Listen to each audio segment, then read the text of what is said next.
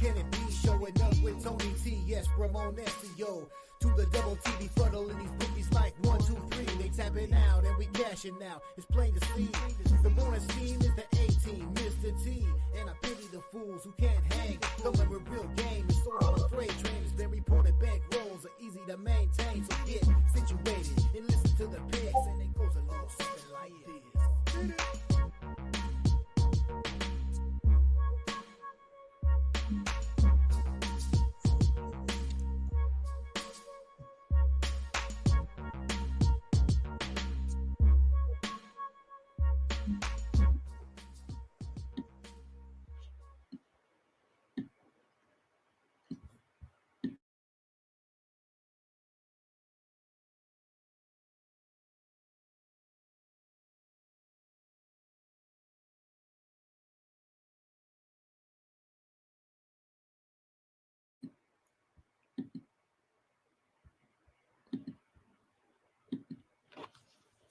And a pleasant good morning to you from Tony'sPicks.com. I'm Ramon Scott. Welcome to the morning steam for Sunday, January 21st. Getting ready for another pair of NFL playoff games this afternoon. Two pretty decent games yesterday. Pretty exciting, I thought, and had our first two teams into the conference finals, of course. A late game last night with the 49ers defeating the Packers in thrilling fashion, no doubt about it. Congratulations to the Niners, their fans, backers, if you will. Well, at least those who are backing them straight up. I mean, hey, it was all about the Packers yesterday to a certain extent on that spread in the 24-21 final. Niners driving 69 yards with 1:07 to go for the game-winning touchdown. Green Bay missed a field goal there with 6.5 or so to play. That would have given them a 7-point lead. San Francisco moves on to host the game next Sunday evening. McCaffrey, 98 yards, 2 touchdowns, and the Niners were 10 of 16 on third down. Packers 7 of 13. Ravens crushing the Texans. They didn't even let them in the end zone except for that 67-yard punt return. Jackson just really stood out. 152 yards passing and 2 touchdowns. 100 yards rushing, 2 touchdowns. Baltimore will host their title game next Sunday afternoon. Texans only 68 yards in the second half, and the Ravens get that one. How'd you guys do with the games yesterday? We'll talk about today's matchups, of course, including the first game. Hey, we get to start 90 minutes earlier today. It's always good. Kind of the normal Sunday championship schedule. Tampa Bay and Detroit, Kansas City and Buffalo for another 2 thrillers. Hello, everybody. Hi, everybody in the chat coming in. Great to have you here joining me for previews today. Talk about those 2 games. NBA, NHL, a couple college games. I just picked 2 out. We're going to be into football. Come on, by 3 Eastern, noon Pacific. It's all about the NFL. But 6 games on the ice, 6 games in pro basketball as well today. Say hello to some friends here coming in. Nice to have you with me on this Sunday. I'm watching Premier League soccer right now. I've got the African Cup of Nations going here this morning, and plenty of international soccer to kick us off here today. Let's say hello. Who's in the chat? Let me get over there. Looks like some comments coming in. Jason was here to open up the doors today. Hello, Jason, the Roll Tide guy. And our Tomps here today as well. I wanted to mention to Jason, I was interested to see that Julian Sayin, the quarterback from my old stomping grounds, decided that he'll enter the transfer portal without even playing a game at Alabama. And maybe he'll end up at Ohio State after all. Perky's here today, ready with a cold one at 6:15 in the morning. That's my guy. Justin here today with his Stacks play of the day. He likes Pacheco over uh, in the game today against the Bills. Pacheco, if Pacheco gets off, if he has a big game like that, I'd imagine the Chiefs are going to be in that game. Chad had the winner yesterday with the Utah with the Chad Challenge. Keeps it rolling. We'll see what Chad's got in store for us today on the 6-game card. Brent's here today as well. And how about Blake? He's here. Brent's startled that his sim projections came out with the Lakers crushing those Blazers. Rick headed to the racetrack yesterday. How about it? How about the action last night in the UFC with new champions? Well, we need new champions on the ladies' side to fill the vacated title from Nunes, but Rocky Pennington finally gets to the top of the ladder there. In on the women's side of the bantamweights with her victory, was trailing maybe after that first round, but after that, I thought it was pretty much all Rocky. And Pennington went on to win the fight from Bueno Silva last night. And in the main event, South African Dricus du Plessis with the win over controversial Sean Strickland. Maybe you had it the other way. Maybe you had it for du Plessis, but it was a close fight nonetheless. And du Plessis would like a chance at Adesanya. Adesanya says, I'm out of the octagon for a little while. So we'll see how that progresses. Look, stylistically, maybe Strickland. I mean, there were certainly people that had it one way and one the other, but I don't think judges are going to hold any biases against a guy like Sean Strickland. But sometimes maybe the way you carry yourself could be just that one bit of slight. I don't know. Whatever the case may be, du Plessis with the win last night gives South Africa first ever UFC champion. Pretty good card, but the Canadians, I'd say, disappointed on home soil for the most part. Berkey says that the Niners are frauds in that game. Oh, man. Let's give the Packers some credit, though, right? They did a pretty good job. They were coached up pretty well. Jordan Love, I'm almost ready to say, we'll see how his career progresses, but I'm kind of like, yeah, hey, he's a good quarterback. He'll be the quarterback, but let's not pump him up too. He's got some limitations. I'm sure he can still work on him. He's not a rookie. Hello to Dre. Peter Mack here today. He's got plays today. Leading off the card. We'll have college basketball. Like I said, 2 games all I've selected. And no doubt, Dre, it's all about the Ravens. I would think at this point, what would you guys make the spread if it were to be a Ravens 49ers Super Bowl? Huh? Or what would you think about next week's odds? We don't know who the teams are playing. What if it was Baltimore at Buffalo? Would they be a 4.5-point favorite at home, a 4-point favorite maybe against Buffalo? What would they be against Kansas City? 4.5, 5? And how about San Francisco against a team like Detroit at home? We've got to see what these other teams do. That'll affect the spread. But San Francisco against a team like Detroit, what would they be? 3, 2.5? And about San Francisco against Tampa Bay, what would that be if Tampa Bay were to come up with the upset? Could it be 4.5, 5, 5.5?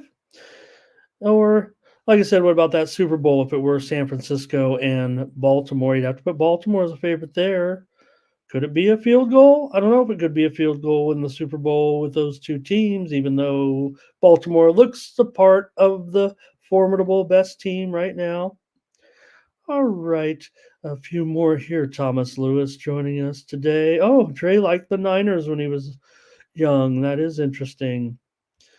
And we've seen the Niners and the Ravens. I remember where I was. Well, it wasn't that long ago, really, you guys, but I remember where I was when the lights went out and everybody was like, what's going on? Good morning to Steven. Timmy Two here today. Rick, just take the home teams. Okay. And Jason, I think talking about it, I think those are the winners from yesterday. Good job. Jerry Norris here today. Jeff Schramm as well. And see who else is rolling in. Hey, Curvin's here today. Curvin Cardi, hello, how you been? All right. Ron Crawford here today. And Ron doing a great job with his picks. We'll go over to Tony'sPicks.com here momentarily and see who did what yesterday. Got juiced out a little bit myself. I had a couple of L's in the UFC there late. Like I said in that main event, I had Strickland, and I was like, I don't want him to win. Not really fond of this guy. I know he's got a lot of supporters. All right, Salty's here today. All right. Fernando's here talking about his winners as well. Well, one thing I know we did win yesterday was here in hockey on the show. Basketball, we couldn't pick a winner. But hockey, we crushed it. With like a little more consistency. Hey, Doubles, how you doing? All right. Who else that I want to say hello? Rob Reeder here today. Ari Gold and Herky are here as well. Ray Otachi. Hi, guys. Thank you for coming today. Solo. Wish I could pour you all some coffee or make some breakfast. Appreciate you guys for coming in. All right. I think I've said hello to everyone who's rolled into the chat so far. And I'll head on over to Tony'sPicks.com and take a look at the handicapper leaderboards for yesterday. I know we had some crushing picks with the team. Let's take a look. Nick Lagarettos continues to be the hottest handicapper by far right now with his current run. He racked up another 10 wins yesterday to go 10-2. There's Ron Crawford with a huge day. 8-2 record overall, 8%. Man, what are we doing here? Ruben Marlborough, 40 plays yesterday. Why not? I mean, on a Saturday like that, 40 plays. Get your money's worth with Ruben Marlborough. Come to Marlborough country. And he went for nearly 4.25 units. Gene got picks. Gene got winners. 67% yesterday. Good for over 4 units. Mindy Hahn and Tiffany Mance, both high volume yesterday, delivering. Mindy up 359 units. Tiffany Mance up 315 units. There's Ron Hahn, 4-1 yesterday. You guys are all crushing it here. Mark Butterscotch Eubanks as well, 67%, 2 2/3 units of profit. Danny Dimes won his only 2 plays. The 2 old ladies that bet consensus. That's when Mindy Hahn and Tiffany Mance agree on a play. They put it in as a consensus play, and they went 3-1 on yesterday. Tony T also in the profit here on the site. Over the last week, it's our man, Ron Crawford. He's in the chat. Say hello to him. And consider purchasing his premium pick package right now. Look at this. You'd be up over 17.5 units over the last 7 days if you were on board with Ron Crawford. Nick Lagarettos here, 12.5 units. Mindy Hahn up 9.25 units. Ruben Marlborough, 8.25 units. Tiffany Mance up nearly 7 2/3 units. Last 30 days, Gene got picks up 22.75 units of profit in just the last 30 days. Nick Lagarettos up nearly 26 units. Ron Crawford up 23.5 units over the last 30 days. Mark Butterscotch Eubanks up there, 20.5 units of profit. And Joseph Schultz, 13 2/3 units of profit. You can click on the All Cappers tab, find the handicapper of your choice to get signed up. Use the promo code TonyT at checkout. That'll save you 20%. Take a look at our handicappers so far this year. 16 of our roster are in the green so far in 2024. Look on the All Cappers tab, as I said. You see the list of handicappers. Click the handicapper of your choice, and that's how you get signed up. You can sign up to my premium pick packages 3-day, 7-day, 30-day, or take a look at my 3-pack of action here today in pro football. Also threw in so I could get a 3-pack up there. I have one play in the NBA right now. See if I get another one. I do expect a few more selections, especially in some college basketball today. I do like a couple games and maybe a couple here. But this 3-pack is sure to go today with my 2 NFL plays as well as my top play in pro basketball. Use that promo code to save 20%. Thank you for listening to that, folks. I'll try to bring you some free winners here in just a moment with our previews and our picks. Don't forget, from our all-star chat crew, bringing you their winners as well. It's not really about me here, but it's about our team bringing you plenty of selections and opinions and letting you kind of measure or weigh your opinion against that of the chat, the public a little bit, if you will, and our experts. So get 50 in here right now. I think we can roll over and get ready to start the show. I don't know if there's much other news necessarily to go against. There were some exciting games, certainly in college basketball yesterday. I thought most significant, probably the 3 overtime game between Creighton and St. John's. Also, Marquette knocked off St. John's yesterday. What happened, Coach Patino? I was talking him up pretty big time, wasn't I? Connecticut held off Villanova, man, 66-65. Connecticut leading in the Big East by a game over Seton Hall right now and atop the standings. West Virginia upset Kansas 91-85. Score was 51 all at halftime of that game. Iowa State edged TCU. Arizona rallied to beat UCLA. They were down 29 points in the first half, came back to win. Oregon leads the Pac-12 at 5-1, and ASU and Arizona are both 5-2. Pittsburgh upset Duke on the road, 80-76, to kind of get some revenge on Duke for winning by over 20 points a week or two ago. Duke won, remember. And other upsets, I think there were a few others. Can't think of them right now. We'll just probably get rolling with the show. Final. All right. And a few others, maybe Thomas Bird dropping in today. Hello. All right. See if I got a few others here coming in. Fernando's here. We said hi. And Cinna Figured Out's here today. All right. Let's see here. Green Bay, Spurs. We'll do it. We'll see if we can get going here.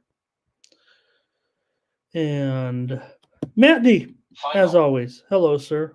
Good to have you. All right. Then maybe we get started with our show right now. With our previews for today with the NFL. Let's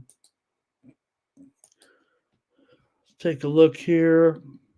All right, we're ready to go with our first game of the day our first NFL game anyway. We know there's some college basketball starting us off, some early action to get us rolling into the football today, but you have the Detroit Lions favored here by 6 over the Tampa Bay Buccaneers. I feel like the football previews, I want to, like anybody, talk most about them. But, I mean, you guys might already have your solid opinions on the game and ready to go. Might just be listening to me kind of rattle off some stats and make a pick or two. Maybe give a few tidbits that we weren't totally not been familiar with coming in, but I think we know what to expect here in this one between the Bucks and the Lions. You know, the Buccaneers have won and covered 6 of their last 7 games. I talk about the experience they bring in to this game with Detroit. Yeah, Detroit had their first taste of the playoffs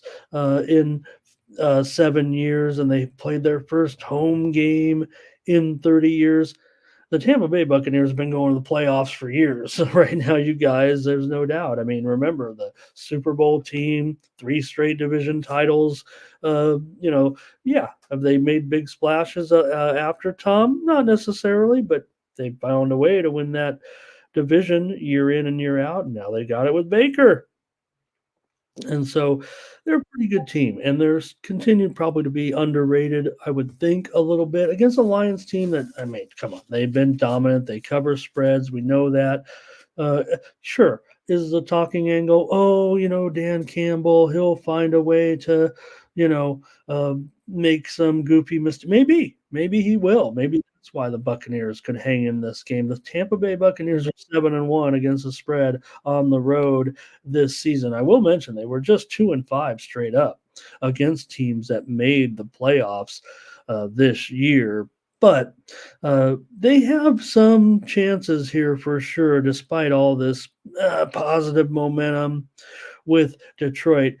Just take, for example, the offense of Tampa Bay. They've actually looked quite good. Now, Detroit has a pretty good run defense, and I would think for Rachaad White, who, look, he's actually been a blessing to a certain extent for the Buccaneers, but not a great option for them, I would think, here today against a really rugged run defense of Detroit. I don't know if it's underrated or we just don't give them enough credit, because they do get into some wonky games, if you will, some high scoring games, but don't bother running Tampa Bay if you're not having any success. It should be about Baker and the advantages that maybe these receivers do have against Detroit's pass defense a little bit, especially those cornerbacks. I was on a show yesterday, talked about a guy like Mike Evans. He's certainly a pretty good receiver. I mean, could be a Hall of Famer, I would think, in the end. Is pretty awesome. And if he gets matched up like he should more frequently with Cam Sutton, the 5'11" on a good day. Cam Sutton, probably 5'11", 185 pounds against a guy like Mike Evans, who's 6'5", 225 pounds. If maybe even a little heavier to lean on him a little bit. I would think that, especially seeing the rough time that Sutton had in the last game, I would think that Tampa Bay can have enough success here offensively to kind of match up with Detroit. I'm going to take the over in this game for sure. We know what we're getting right now with Detroit, certainly, and Goff and their offense with St. Brown and even Reynolds can be pretty strong here in this game. You want to, see about Laporta coming in. I mean, we know that he's going to be pretty much fine and ready to go here in this one, but certainly has that knee issue still. I don't think it's going to be a big factor. He's listed as probable. Khalif Raymond out for Detroit. James Houston, the linebacker, upgraded to questionable here in this one. For Tampa Bay, Shaquille Barrett, questionable.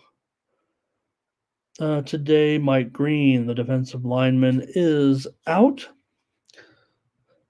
Detroit's gone over in 10 of their last 15 games. The Lions won a week 6 meeting 20-6 in Tampa Bay. Detroit outgained the Bucks in that one 380-251 and were 9 of 16 on third down. The Buccaneers, though, have covered 4 of the last 5 meetings here to Detroit. When I was young, these two teams were in the same division.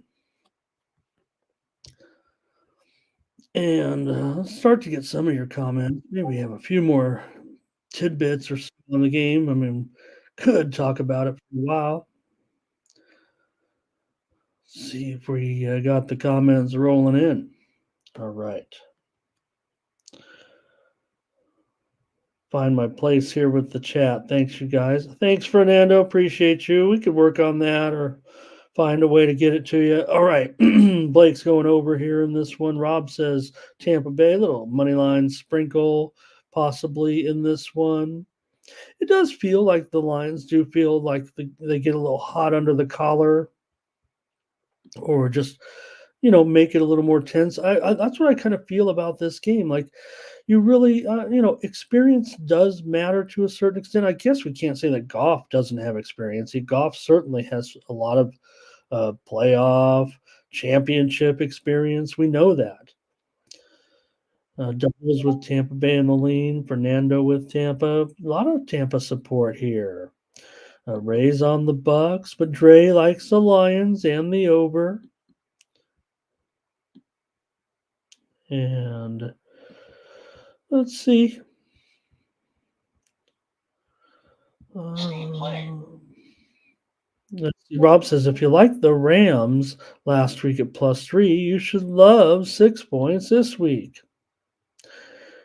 Interesting point. Well, yeah, and here's Thomas on the Lions.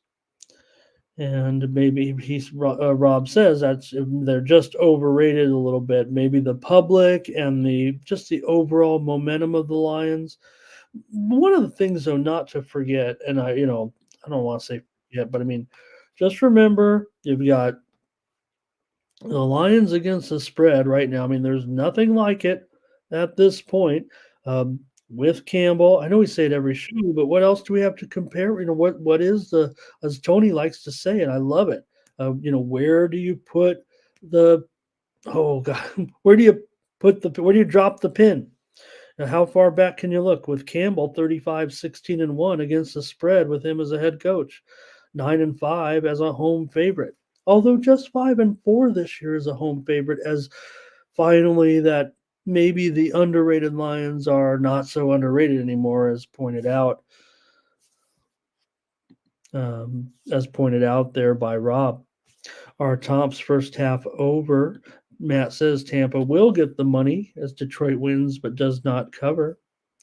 And Mike says 2 unders so far. Yeah. I did get a winner on the over yesterday as a premium. Maybe I got the benefit of it. I'm sure a lot of my followers may have ended up with a push there. I just pick them from a live odds screen, or a live odds inside Tony's picks, but nonetheless, we did see, and again, that Green Bay San Francisco one we talked about here, we had the winner on the show on the under, certainly in that game. Kind of tough in the playoffs to want to think going over 50, but I'll go over in this one for sure, even at this pretty high number, 49.5. Again, though, I really just think that Tampa can end up getting in a, if they want to trade, I might be willing to, think they can trade. All right, K-Dot and over proposition here. And all right, Thomas Bird thinks Evans can have a big day. Brent Cook has his sim projection. Justin's on the Bucks. Gonna figure it out for the Bucks. And Russell's ready to get to the NBA. So let's just everyone is already making their picks on football. Let's roll, Ramon. All right. Yeah, and Tampa Bay probably also pretty underrated defensively, right, guys, for the most part. With Bowles. All right, let's move on to the next one. Russell wants to get to hoop, and we all know what's going on here with these games. Yeah. All right. So, hey, Def Jam is here today. He's ready to talk basketball as well. You guys talk about in the chat. I'll be there in just a little bit with that game, but you guys are welcome to have at it. I'll take the over tonight, this late afternoon, in the Bucks and the Lions game. Next up, the Chiefs and the Bills in the nightcap in cold Buffalo, but should be okay conditions, I would think, here. for Patrick Mahomes going on the road. We know the storylines with Mahomes. Can the Chiefs kind of overcome this? Finally, having to go on the road for one of these playoff games against a team licking their chops to get this team on their home turf for once. Uh, Not now, when if you're the Buffalo Bills, right? I mean, yeah, you could still keep this program together and moving forward, but you built everything up for this moment and you finally earned the right to host this game with a chance to getting to the AFC Championship game. So the Chiefs haven't played on the road in the playoffs in 8 years. They won 4 out of their last 5. Remember, they were in a losing streak uh, to a certain extent. Uh, they were just 2-4 against teams that made the playoffs this season, and those 2 wins were both against the Miami Dolphins. The Chiefs are 10-3-1 to the under in their last 14 games. I know that it's going to be cold. Maybe the offenses could be frigid. I've got Pat, Patrick Mahomes and I've got Josh Allen. Can't say the words under, I don't think, in the same sentence as those 2 names, despite the Chiefs have been a massive under. We know the Chiefs actually have been a massive under. Buffalo's gone up over in 5 of their last 7 games overall. Buffalo has won 6 in a row. They've gone 4-2 against the spread in that stretch. They went 6-1 straight up against teams that made the playoffs uh, this season. Buffalo just 5-5 at home against the spread so far this season. Bills won 20-17 when these teams played in Kansas City back in week 14. Everyone remembers now the Chiefs go-ahead touchdown being nullified with that offsides call. I don't want to say controversial. It wasn't controversial. It was dumb. It was dumb to be offsides right there. And Buffalo's won the last 3 meetings between these two, although Kansas City's won the last 3 trips into Buffalo. All the other games were in Kansas City that Buffalo won. They haven't been here in a little while. In a quick minute, to a certain extent. And it's just been a road team kind of. Road team's done very well in this series over the last, 2 decades or so, I'd say. But a road team when Kansas City plays Buffalo 10-4 against the spread. All right, see if we can get some comments in here on this one. Today, I'm going to take the Buffalo Bills to get it done at -2.5. Could be close, man. Maybe I should take the money line. It's just not my nature here on the show to do so. Certainly never going to count Patrick Mahomes out, and I think that's one thing that people keep referring to. Also, I didn't mention it in a few trends, but certainly Patrick Mahomes, you know, on the road as a dog, is pretty decent, no doubt about it. All right, few plays here. Here comes Rob with the Bills and the under. Russell. Yeah, nobody wants my basketball picks, but we'll talk about the games. All right. Uh, let's see here. Doubles is on Kansas City. And Justin wants the Chiefs. It looks like today. Doubles said he'd probably have to buy it up a little bit, take it to 3 or 3.5 to get on Kansas City. Gray maybe on the Bills. Brent says, look at this high-scoring game. Want to say hello to Teresa here today. Got the sunshine and the emojis. Could we see overtime? Will Tay be at the game today? All right. And here's another thing. I think Thomas is on the right track a little bit, right? And I've said it a few, and maybe I've said it tongue in cheek or sarcastically when we talked about. I mean, Kansas City came through in a big way last week, and I was saying that, hey, you know what? If they can't catch the ball, how are they going to catch the ball when the weather's cold? But they did a pretty good job, certainly. But Again, the talk is, of course, outside of Rice, who is performing well, for Kansas City. And you can't find the receiver. Watson is probably the number two guy. MVS, what's happened to this guy, right? When he did more with Green Bay, it feels like. And Hardman, he's been a disappearing act, I think, for the most part. So it's all about Kelsey and it's all about Rice, it feels like here. And Pacheco, I mean, he's going to have to run and run hard. Everyone really likes Pacheco, and I'm like, this guy does not. He runs angry. I mean, um, he doesn't appear to me to have the size of a bruising back that can get the big. But you don't need them all. I mean, look at Singletary, how terrific he was. I mean, Singletary has that rare skill of being able to switch feet in traffic to elude defenders. I mean, that's just one thing you can't. I mean, I don't. It's hard, and that uh, running backs like that, he's not some superstar back, but the way he moves, it seems like he's underrated. All right.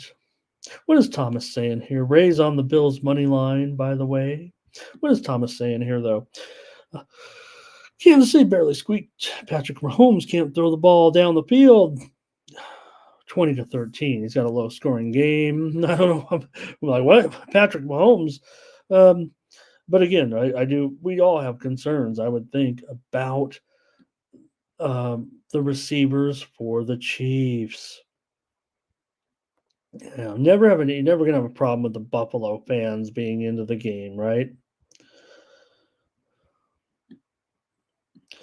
Josh Allen prop here. And okay, what else? Hey, Rich Stubbs here today. He's got Chiefs and over, and Allen with an ATD, anytime an ATI. Sounds like my last trip to the doctor. All right. Buffalo Detroit Super Bowl for Matt.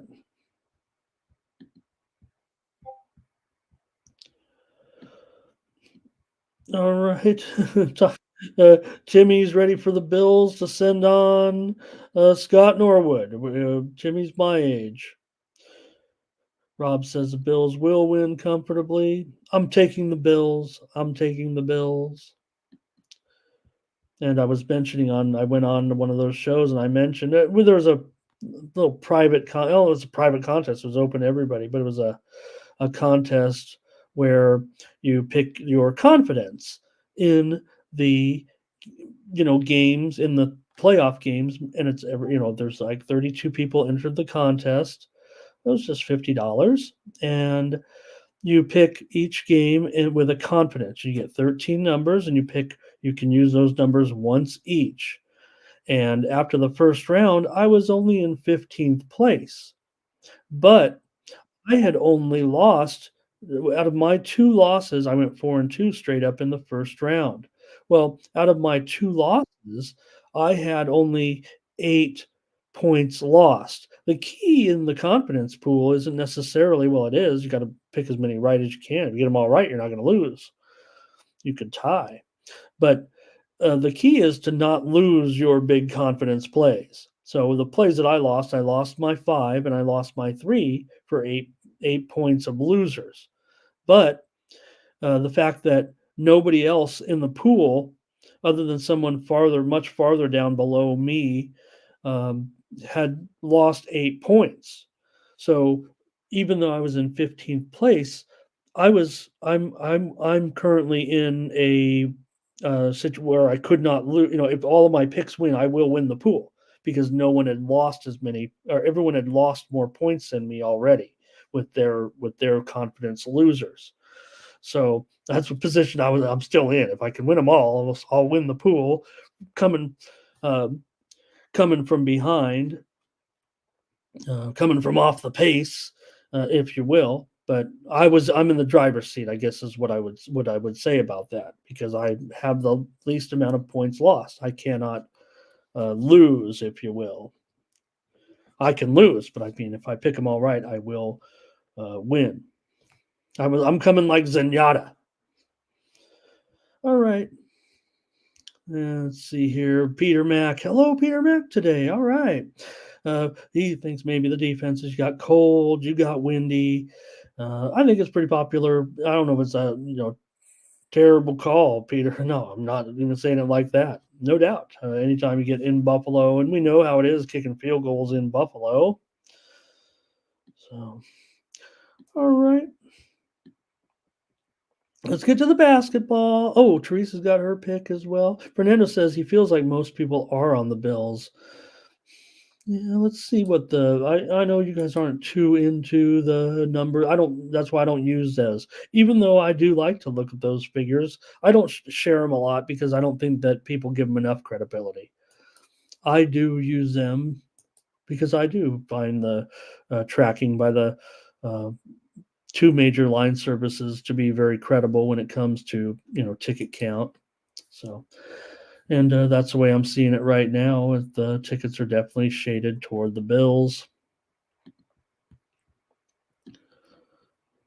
Okay, I think that's it, you guys. Thank you, Kirk Gray. Here today, he's got the over as well. Looks like for a 7-unit play. All right.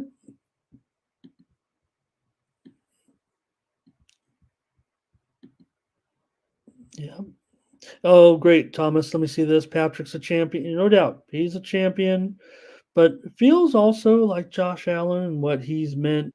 I'm not arguing the point to say that, and I don't think Thomas is either. He's just saying, look, I probably would trust him. I mean, if I'm down, under a touchdown or 7 points even on the end of the game and they're, down to the Bills, I'd be sure glad to have Patrick Mahomes, even with those receivers.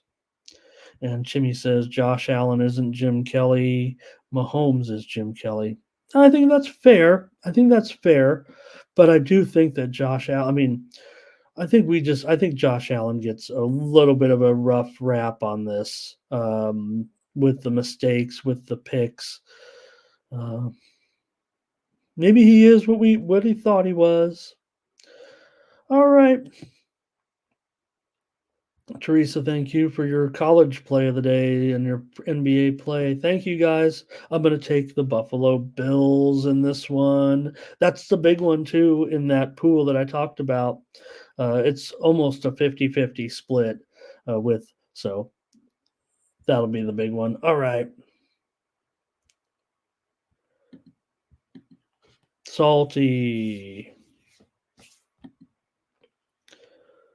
Yep, and Thomas, right? When Josh Allen took off running like he did, right, with that burst of speed, I said it on was it on this show or maybe on another show that I don't really know if I've seen a quarterback over the last couple of years at least have that burst of speed. Josh Allen is a fast man. We knew it already. And you wonder, quarterbacks as they get older, they get beat up, the legs take a beating, they do get slower, no doubt about it. But that burst of speed, that was something like you don't see with quarterbacks in this league right now. I don't think. Even though we saw some great running from Jackson last night, I don't know if he is quite as fast. Not that it matters. Jackson's terrific. He probably has a few more moves there. Gerardo, hello. Nice to have you. Let's get to basketball. It's going to be a great day of NFL. Good games yesterday. I think we were highly entertained by the night game. Woo, were we ever. All those lead changes. That was fun. All right, let's get going here with NBA today for Russell and for everyone. And please help me. We did not pick good. Chad did pick good, and you guys picked pretty good, but I didn't have a great day in the NBA. A good thing I laid off the premiums. All right, let's start to get into it here. I had some private winners, but man. Okay, you guys. Here we go. Here we go. Pardon me. Let me take a drink here.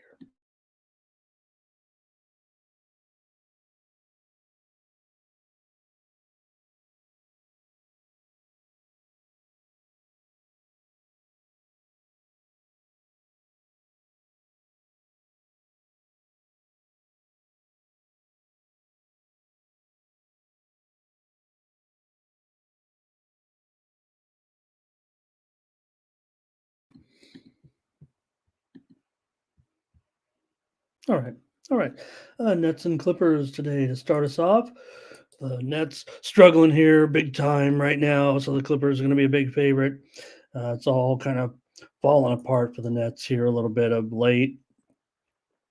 And like I've said, they've given back all that success they had earlier in the season here in this right now where they stand. So the Nets clearly on a bit of a slump here. They did come through big time last game against the Lakers. However, 130 to 112 caught the Lakers napping a little bit. The inconsistent Lakers never know if they should play or not, and that's their big downfall. That's their big problem. The Nets run a losing streak coming into that one. The Clippers know how hot they've been. They actually lost a game recently to the Timberwolves to kind of interrupt a great winning surge here of late. So Clippers coming into this game 12-9 against the spread at home. The Nets are just 2-7-1 against the spread in their last 10 games, 8-13 against the spread on the road here. The Clippers also 19-12 as a favorite this season. That's also been a uh, pretty good, but there's a lot of points, no doubt about it. These two teams mostly play under. The Nets have gone under in 7 of their last 10 games. They've gone under in 8 of 21 games on the road. The Clippers have gone under in um, 12. I got that wrong. I'm sorry. Brooklyn's gone under in 13 of 21 games on the road. They've been an under team on the road. The Clippers have gone under in 12 of 21 games at home. So they've mostly been an under team at home. You guys are really cranking here on the comments already. Lazzy Love here today.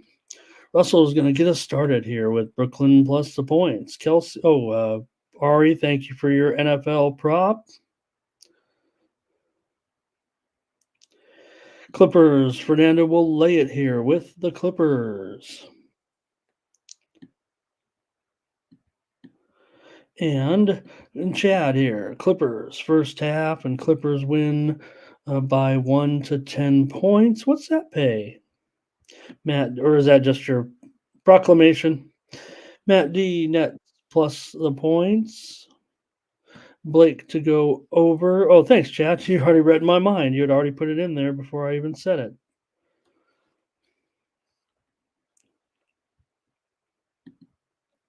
All right, Curvin here today. Again, as I said, great to have him.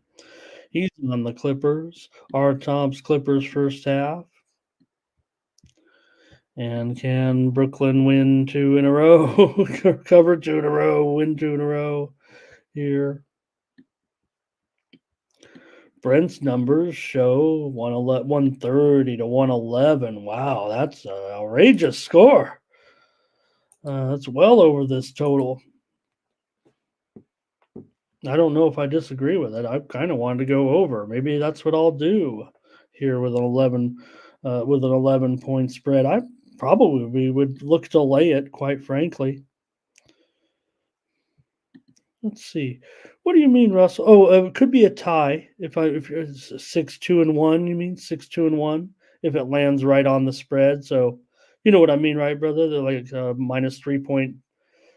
Lakers are a 3 point favorite. Final score 124-121. No win. But let me know if I got that right. Maybe you might be referring to something else. Fernando leaning to the under. Dre on the Nets. Brent says the Nets are bad. Clippers and the under. And Chad says they just, what's my motivation? What's my motivation if you're the Clippers, is what he's saying here. First meeting of the season was won by Brooklyn 100-93 at home. They covered the points. As he says, Clippers plus the points. Ray says, give me the Nets. You guys are hot on NBA today. Rich says, Clippers first half. System playing. Final. All right. And this total, I think it probably has gone up to 227, right? Let me at least look at the line service here. Ooh, this one's on the way back down. What's going on? In fact, the spread is also moving. I'm showing 10.5 now at the South Point, 10.5 at Circa as well. So maybe a little buy here on the Nets. I think the injury reports are relatively clear for this game. The most recent news was Zubats is out here currently. So, all right. Sounds good here. In a day, well, I don't want to lay it. I mean, maybe I'll bet on the Clippers, and I wouldn't tell anybody I'm willing to lay 11 points with them. But I'll take the over in this one. I think we saw a little bit of support there in the chat. I do like the over in this game today, so let's do it. I'll take the over. The Nuggets are going to take on the Wizards, and the Nuggets are a 13-point favorite here. The total 238 in this one. With the Nuggets on the road, doesn't feel comfortable even against the sorry Wizards at this point, because the Nuggets are just not that type of team. They really do not show much interest in covering big spreads on the road. Seems like when the Nuggets, even in matchups like this where they end up not covering, right, it seems like they actually do get up and take significantly. Now, sometimes, yes, on a few of these, they've definitely been kind of in the doldrums a little bit, hanging around single digits. But the games that they actually do build a large enough lead to win, it seems like the other team, makes a gradual comeback. And mostly, although in a few occasions, yes, it's even been all the way to even threaten a little bit, it just seems to get within the number, and the home team ends up getting it done. Now, the problem here is you have a Washington team that's 6-12 against the spread at home this season. Denver, we know they're bad against the spread. They're just, I don't know how else to say it, they're just overrated by the betting public, by the odds makers. A 29-14 record, and you're 19-23 and 1 against the spread. So just continue to be overrated against poor teams. Now, they beat Boston terrifically, obviously, a couple of nights ago in that really good game, and that was on the road. They did lose to Philly as just a 1.5-point dog, though, in that one. So, but remember, they lost at Utah recently. Now, we know Utah's maybe a little bit better. They're obviously a better team, even though Chad got the best to me. I mean, that one, I'm just talking about that game because it could have went either way, but Utah, certainly pretty good. All right, we got a few comments already coming in. I'll cover a few more details about this. Wizards 11-7 to the over at home. Here comes the projections here from Brent. He likes the Wizards here, or his numbers anyway. He says Wizards to win the game outright. Look at this. He's got them by 13.5. How about taking the Wizards minus big points? Man, that must be paid really nice. Final. All right, Matt, maybe the over here, maybe Washington plus the points because Denver beat Boston. I don't know if, I think, sure, they're going to get up for that game. And, oops, Chad's on the other game there. Okay. Here's Blake on the Wizards, Fernando on the Wizards. I'd probably lean. I'm going over in this one. The widely reported steam did come in on the under here. I'm not sure about it at all. I think I prefer the over in this game. Denver's 8-13-1 on the road to the under. 8-13-1 to the under. Okay. All right. Oh. Fernando going under here, though. We're against each other. Like I said, widely reported steam came in on the under. Chad, he wants to do the same thing. He's going to take that little window, figures they cannot cover, but they'll get the win and do enough, right? So, like, Ari said he can't even name the Wizards players, right? Outside of Kuzma and Gafford's probably maybe the hottest player on the team of late, but I think he's actually on a designation here today. Let me take a look at that. Gafford questionable with a concussion. Aaron Gordon probable. All right. Here's Rich with Wizards and the over.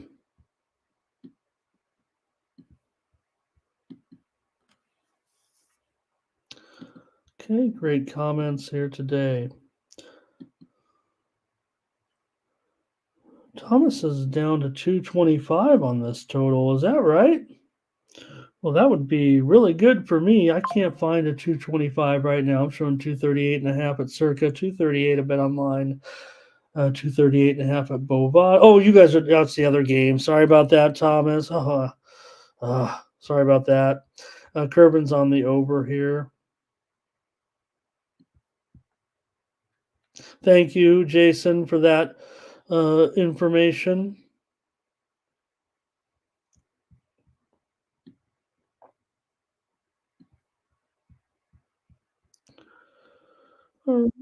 I don't even know what I'm telling myself, Chad. There's no context to that statement. I don't even know. I say so many things on here. What am I talking about?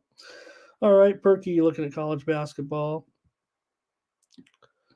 Nuggets here for Ray. Dre, Nuggets in the under. Teresa with her college play today. Thank you. And for me, I'll take the over here in this one. Got to be 238. Can't be 235. Is that what we're talking about? Okay. All right. Next up, it's got to be a better game here somewhere. The one that people wanted. The one that people wanted in the chat.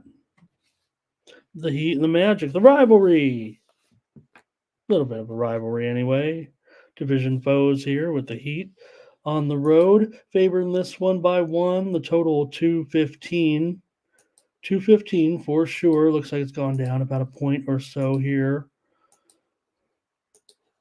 And I think we've had some steam come in on this game on the under here. It was as high, I want to say, as 216.5 or so. But they moved on the under. All right, here we go with this one.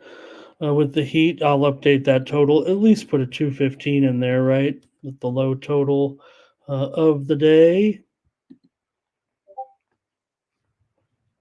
You have the Magic here, certainly. Hey, look, Magic have been pretty stellar this year, no doubt. 13-6 against the spread at home. They're 27-15 against the spread overall. Magic has been money, but they're just 22-20 overall. Doesn't matter. They cover spreads like nobody's business. Now this one, oops, where's my graphic?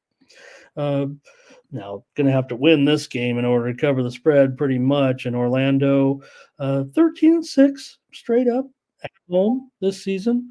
The Heat, 12-10 straight up on the road. But I will note, 18-7 straight up as a favorite for the Heat. Heat have lost two straight losses. Lost to Atlanta at home. They beat Toronto, or they lost to Toronto on the road. Orlando's in a bit of a slump here, as well as they've played, but they did lose 2 in a row. They got clobbered by Philadelphia, and they did cover against Atlanta as a dog on the road, and they beat the Knicks before that.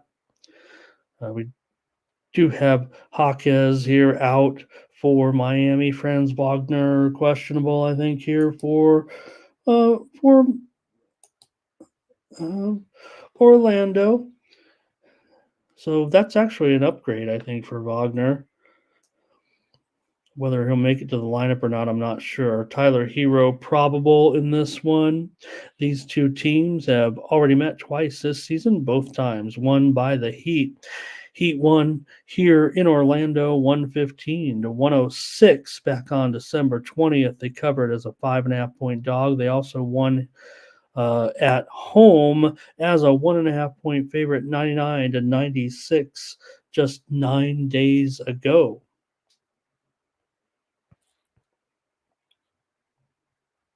Both these teams pretty solid unders, no doubt, this season. Big time, really, for Miami. If you think about it, they've gone under in 8 of their last 10. They've gone under in 7 of 15 games on the road. I wasn't sure that this one, I mean, I see it. I see the 215. I see the move to the under. I don't know if I like it. I kind of like the over in this game. See what you guys have in the chat on this one. All right. With several comments here it comes with Ari says this one's all about the defense here in this one. And let's see. Chad says I'm telling myself Utah Rockets either way. Was it? I thought it was like a 1-point game, like a 2 or 3, right? It was like a tight game. I mean, I know the football game was going on. It was a tight game, right? I mean, it was like came right down to the wire, and the spread was really close, right? So I don't know. Did I miss was it a lot? Was it a blowout? I might have missed the result. I'm sorry about that, Chad, if I got it wrong. All right. Let's see. Thomas maybe on the under here. Rich says Orlando money line and the over. It's too low. Too low, he says. I don't know if it's too lowness. I think it's supposed to be this low for sure with these two teams, but Draisley into the under here. All right, Salty on the Magic here. And Chad says, Miami always wins this game pretty much. But it is a different Orlando. This is a better Orlando, at least, right? And we've seen. I kind of was thinking Miami myself is the direction I wanted to go. Even in this one, even I'm pretty happy with Orlando, and I hesitate a lot of times to take the Heat because of some of their spread woes. But they are 11-9-2 against the spread on the road. It's not as bad as people might think, right? Fernando on the Heat here. And Ray on the under here as well. All right. Okay. Let's see here. You guys got your pick in. I'll make a call myself as well. Salty. Yeah. Maybe I'll take. I will go over this low number here. I think we're seeing a lot of.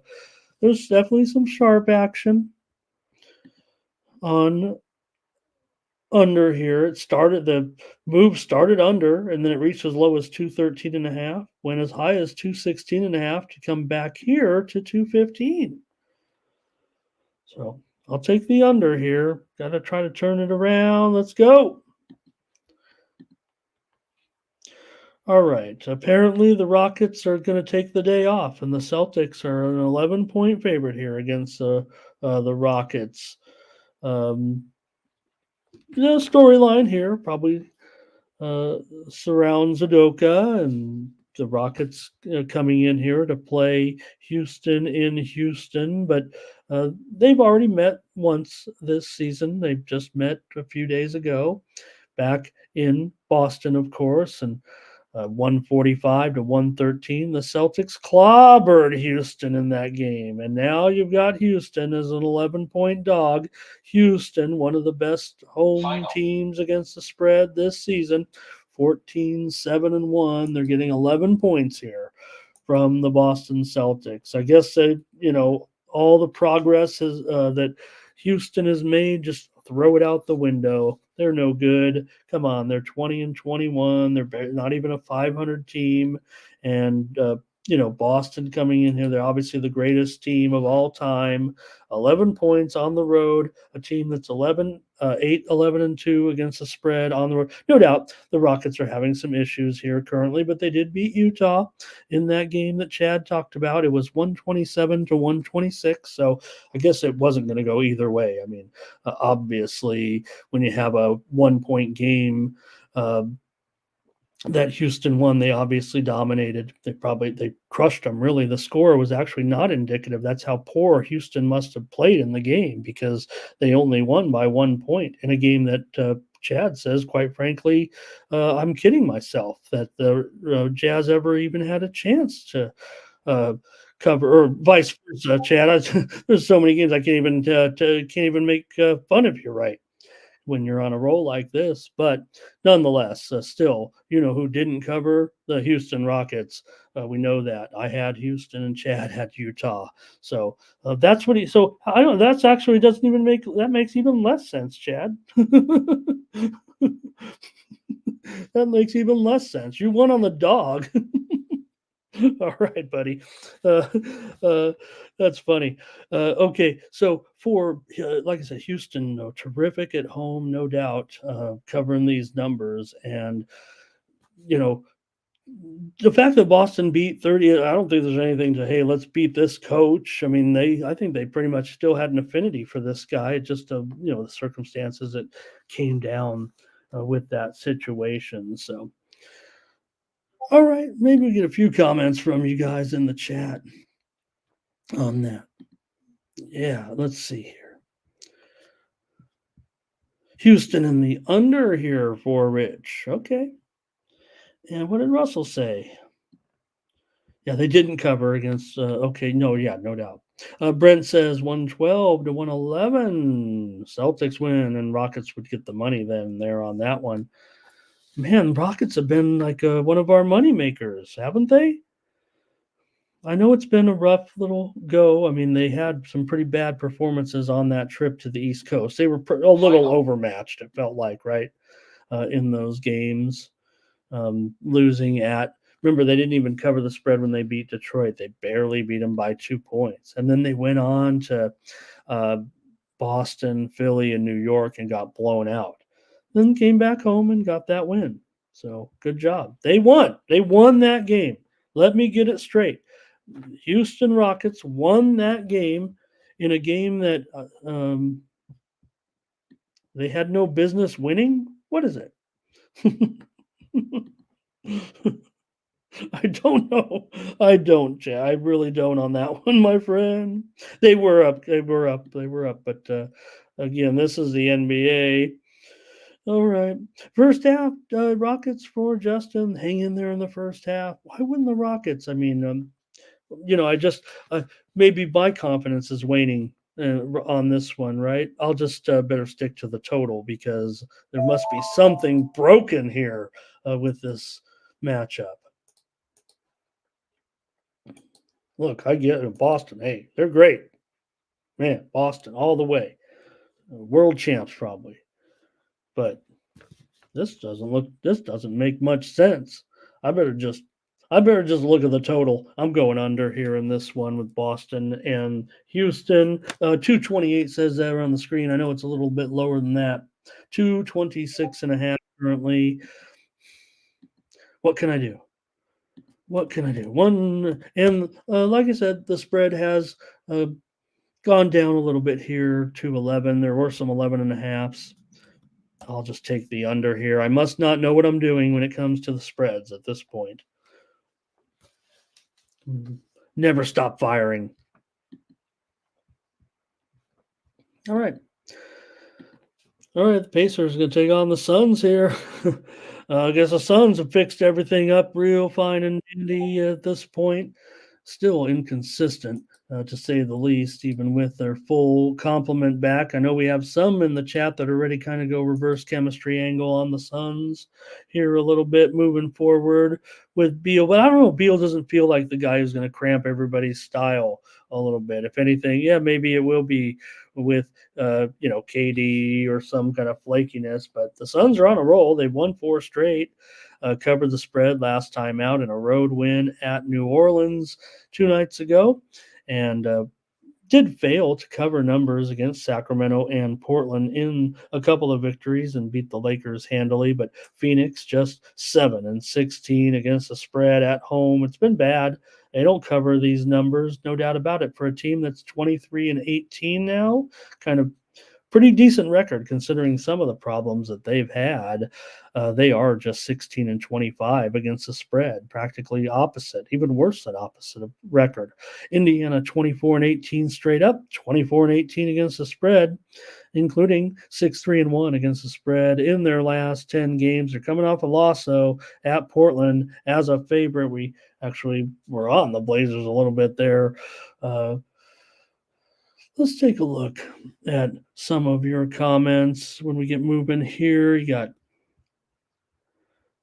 Indiana. We know they were a massive over team so far all season, but they're now 10-11-1 to the under on the road.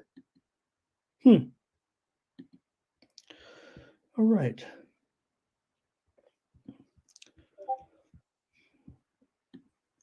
All right, here we got Rich with the Suns here. Suns and over in this one for Rich Stubbs. And Brent's got his numbers here as well. Russell says Bradley Beal is washed up. Oh, no. Well, it does feel like the way those, those injuries piled up. I will mention he scored 37 points the other night against the Lakers. I guess that's probably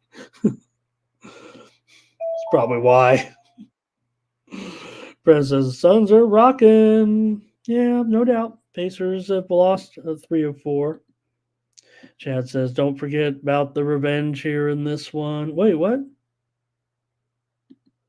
This is a first meeting between these two teams this season, so maybe they're going back to last season maybe they've got long memories. Maybe there was a fight or something. I know the Suns have won the last 4. These two teams meet just twice a year, so not sure if there was a fight or what they might be thinking about to want to exact revenge. In fact, that's what I'm saying. The Suns have won the last 4 games. Right? The Pacers didn't win any game against them. Oh, here's a Blake on the Suns, -5. Oh, we talk about a different game, Chad. Sorry about that. Oh, no, you're not. Okay, I don't know what's going on there. Okay, let's take a look. Raise on the under here.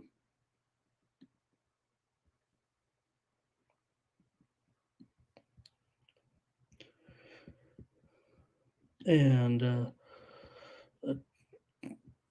let's see. Sun should explode today. Oh, well, we already know there's a hole in the sun. And there's a little black spot on the sun. Beal under as a prop here. And Grayson Allen under 13.5 points.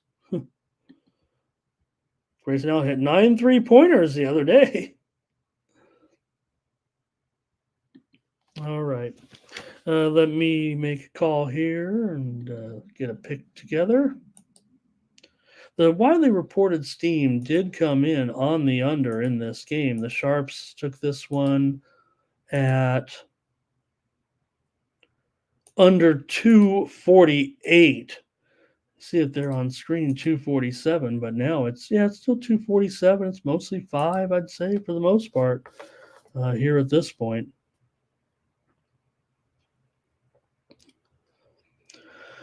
All right. Well, I don't know if I could pass on the Pacers. The Suns are so bad. It's a spread. I'm going to take the Pacers here today. +5 on the road against the poor covering Suns. All right. One more I've got in the NBA. Oh, the Lakers. There we go. Lakers minus 10.5 at System play. home. Total 227.5. I think it's gone up a little bit here. I'm showing some 228s now at some spots, mostly 10.5. 228 currently in this one for the Lakers at home against the Blazers. Certainly for the Lakers, this looks like one of those spots. Like, how can the Lakers ever think that they can cover any numbers here, laying some big points? I mean, they did beat Dallas. We had them that night, and I think we were kind of in the minority. No one wants to trust the Lakers to cover any numbers, but maybe that one was more achievable. I don't think I want to consider this one necessarily right now. Speed play. See a little bit of pressure now to the over in that Pacers Suns game, just starting to tick back up a little bit. Anyways, let's get to this one with the Lakers coming off that loss to Brooklyn, a pretty embarrassing loss here after they had won a couple of games in a row. Lakers having trouble right now. They got to figure something out because this ain't working. But at least they've got a beatable opponent here in this one in the Blazers. Lakers have covered just 7 of their last 10 games. Blazers here of late have won 2 straight, beat Indiana at home, beat Brooklyn at home. That's probably like the best sequence of games all season, it feels like, for the Blazers with their 12-29 record. Scoot Henderson and Bernice Simons are questionable for this game. Cam Reddish probable for the Lakers. LeBron currently probable, AD questionable with the superstars in this game. Shaden Sharp is out for Portland in this one. These two teams have already met twice this season. Lakers won them both. Got the money here. Got the money in Portland as a 9.5-point favorite, winning by 12. Although when they were favored here at home by 8.5 back in November, they won the game by just 6 points, 116-110. So the Blazers got the money in that one. Comments coming in from you guys now on this game. And it starts with, I believe, Doubles, who wants the under here. And Portland struggling with scoring, no doubt about it. They picked it up, though, in these wins here of late. Chad's got the Suns back in that other game. Great job, Chad. All right. And Thomas says, just give me the Blazers. I'm tired of the Lakers already. Brent's got his projection there with a blowout for the Lake Show. T. Blake says, give me the Blazers here. I don't know if I would want to not go with the Lakers. That's what it feels like. Probably end up on. Feels like I want to take him, though, quite frankly. Chad's doing the same thing. He's got a great strategy here today. You can take note of that, you guys. All of these double-digit favorites today, Chad says, take them in the 1 to 10-point range. Get much better odds than covering the spread with those underdogs. Sound strategy here for Chad today.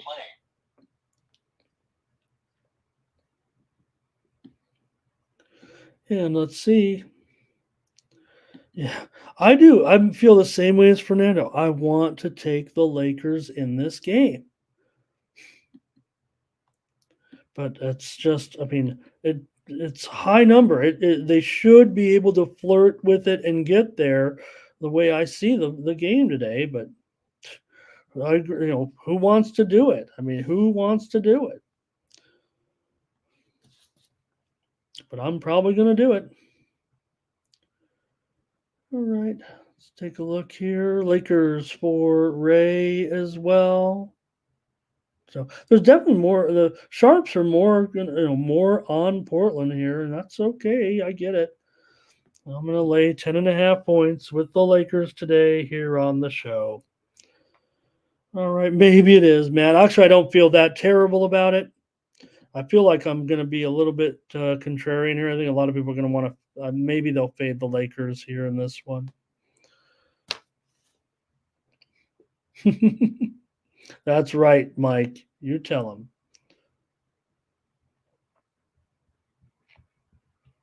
All right, that's it for the NBA. I've looked at 2 games in college basketball today. Hope that's okay. Just a couple of games to get you started for the day here.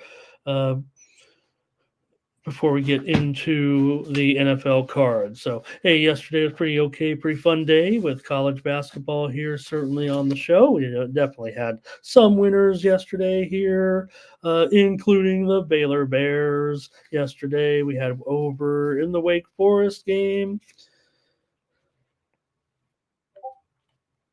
And just too many games to probably mention, huh? That big card. Okay, let's go. College basketball, I think I've squared up here and got all my notes together, and there we go.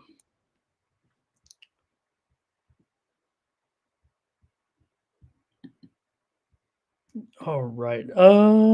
Here we go. Yep, Maryland, Michigan State, and Maryland. I see you guys already commenting a little bit here about this one as we get the card started here with a nationally televised game on CBS.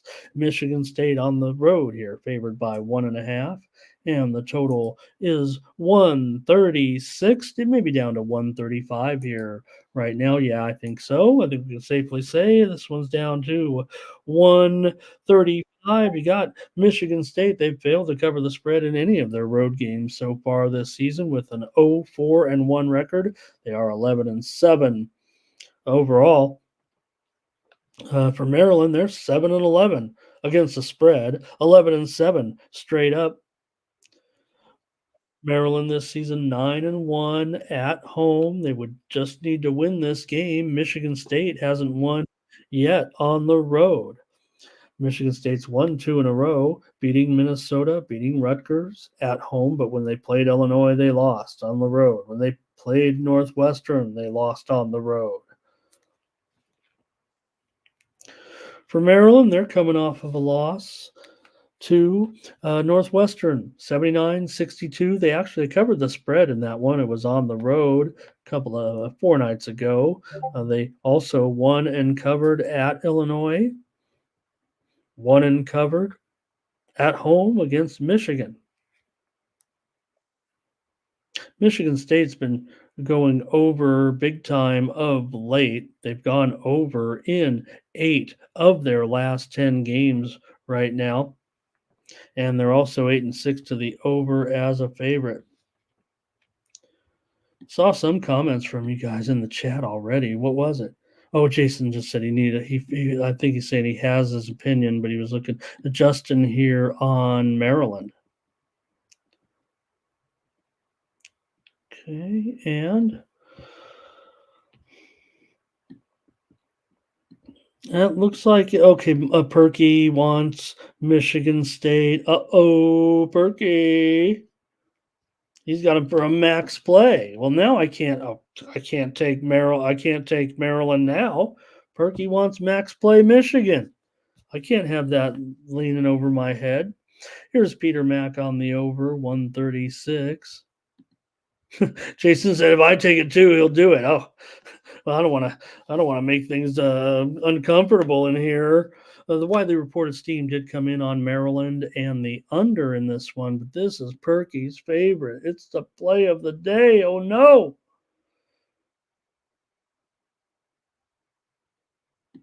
All right. Last meeting between these two teams was last year around this time. And the only time they met last year was a Michigan State win, 63-58. Sparty won that one at home as a 4.5-point favorite. Here's Rich. He wants to take Maryland and under here. Man, I don't want to find a way to the total here. I don't want to get Perky, but I'm probably going to have to take Maryland. So it'll be the Perky challenge at this point. I hope got a root. Perky. I mean, if he doesn't win this one, I mean, he's going to have to. Number one, he's going to have to move out. Number two, he's going to have to move out. Number three, he's going to have to move out. So I can only. You could come stay here, Perky. I'll take Maryland, but you've got your big play of the day, everything on the line. This is just my free pick on the show. I'm going against Perky in this one. I'm kind of rolling with that steam a little bit. I'll take Maryland. Look, the Sharps are, to be clear, in my opinion, the Sharps are all over Maryland. There's been a little bit of Sharp buyback that maybe there are some Sharps willing to start coming in here on Michigan now. So, all right. Yeah, wouldn't that be something, Salty? I'd be, cleaning up after Perky.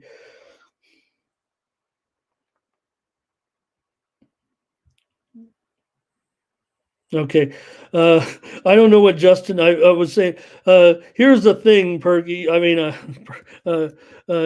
Justin, I was wondering if you had this right to a certain extent. I was like, started to read it, okay, and I'm like, oh, Maryland is honoring some old dude Lefty, and I'm like, oh, wow, Lefty Driesell is going to get honored at the game today. That's awesome. And then he concluded it with, who's 92 and saved 10 kids' lives. This is legit. So it's not Lefty Driesell. It's just some other guy named Lefty who's 92 and saved 10 kids' lives. I'll look that up. Are you sure they're not honoring Lefty Driesell and then another guy who saved 10 kids' lives? Because crazy that they would have an old dude, Lefty. I mean, Lefty Driesell is 92. Okay, we must be. Oh, did Lefty Driesell save 10 kids' lives somewhere and have an incredible? And I didn't know about this.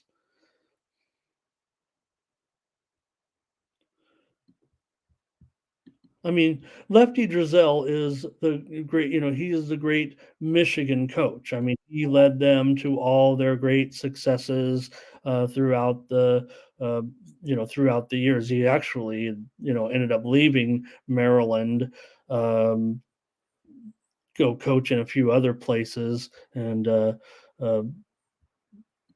one of the great basketball coaches of all time. Well, one of the great college basketball, a great college basketball coach. I wouldn't call him all time, but a great college basketball coach for sure. All right.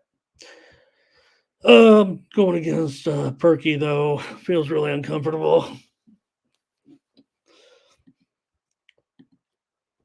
Another game I'll look at here is Memphis going up against Tulane in this one. Real good matchup here with Memphis. Man, Memphis is looking pretty good here at this point. Too bad they're not going to get my guy, Mikey Williams, who's supposedly headed to Central Florida. And you know what they've said? You know what, Mikey, don't just head over to campus here just yet. So we'll see. But Memphis is coming off a loss now here to South Florida in their last game for their first conference loss. So they're now 4-1. Things get a little interesting here in the American now with Charlotte on top of the standings. Memphis in a big group of 4-1 teams. Tulane is down here at 2-3 right now. But man, the American is hot. Charlotte's 5-1, and you have a five-way tie with the teams at 4-1 coming in. Memphis has been kind of overrated for the most part. They're 7-11 against the spread, 3-7 against the spread in their last 10, but they are 5-2 against the spread on the road. However, they are 3-9 against the spread as a favorite. So few of those games they were underdogs that they had won on the road. For example, let me see what it was. They beat A&M in a closely rated game, but they were an underdog there, 81-75. So I don't think that's the true road. I think that includes some of the neutral site games because they beat Arkansas, they beat Michigan as well. So let's see what you guys have here. These two teams are pretty high pace. You see the total there at 168. And in fact, it's safe to update this one to 170 here at this point. There might be no stopping these two teams. I mean, they had that big card yesterday. I think we only had two totals at 170 yesterday. Maybe it was only one, quite frankly. But you have here as West Ham just makes a penalty kick here to take a 2-1 lead over Sheffield United.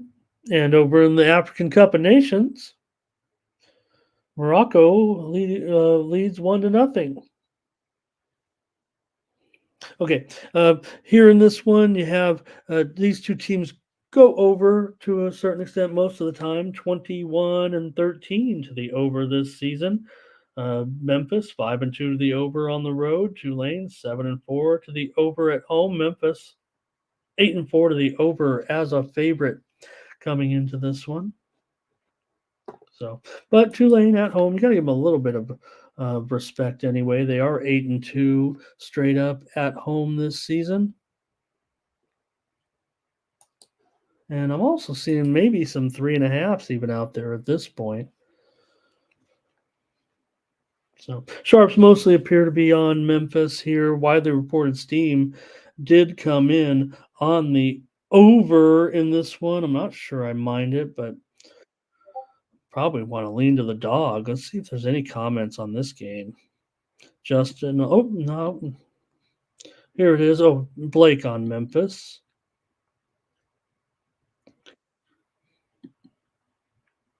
All right. Jason, I was on Maryland back there, Jason, but like I said, Perky, our guy, he's rolling big. Probably a bigger bet than I am because I play so many games smaller. I play smaller stakes across almost all games. Perky just likes bombs. Here's Fernando on Tulane. Here in this one, Justin says he'll roll Memphis to keep rolling.